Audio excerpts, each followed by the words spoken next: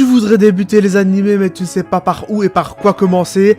Ne t'inquiète pas, tu es sur la bonne vidéo. Salut les Slayers, c'est Iso, j'espère que vous allez bien. On se retrouve aujourd'hui pour une nouvelle vidéo sur débuter les animés et par quoi. C'est parti! Il existe 3 genres de manga ou d'animés, les shonen, les shoujo et les seinen.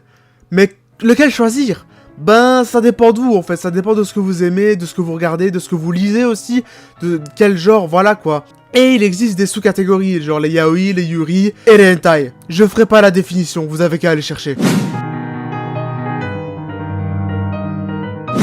Maintenant qu'on a vu quels étaient les genres principaux, on va essayer de les définir.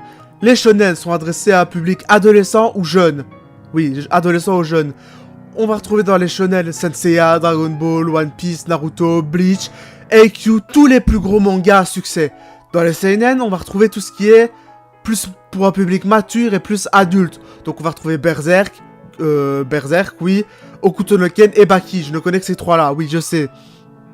Et dans les shoujo, on va trouver tout ce qui est romance. Donc ça veut dire Kaguya-sama Love Histoire, Komi-san ou encore Call of the Night.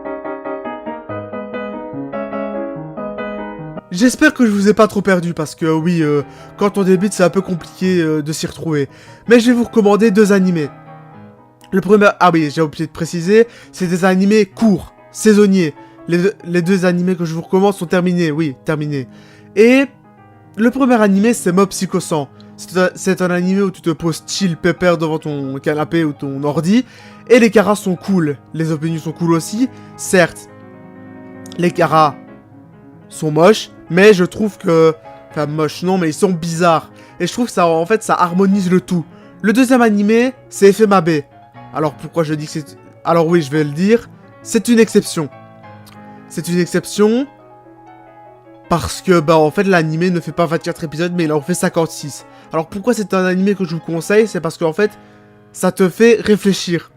Ça te fait réfléchir sur le développement humain et psychologique de la vie. Franchement... Je peux vous le conseiller, allez-y les yeux fermés.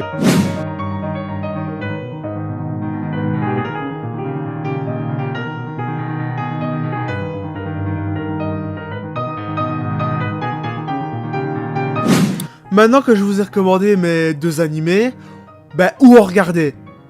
Alors il existe 2 catégories de sites. C'est les sites payants et les sites gratuits. Dans les sites payants, on va retrouver tout ce qui est Wakanim, Crunchyroll et ADN. Dans les sites gratuits, on va retrouver tout ce qui est Nekosama, Vostfree et tous ces trucs-là. Mais bon, les sites gratuits, voilà, c'est quand t'as vraiment pas envie de débourser un sou pour regarder tes animés. Alors, je tiens à préciser qu'il existe quand même des sites gratuits d'animés très qualitatifs. N'hésitez pas à me dire si vous voulez une vidéo sur ça.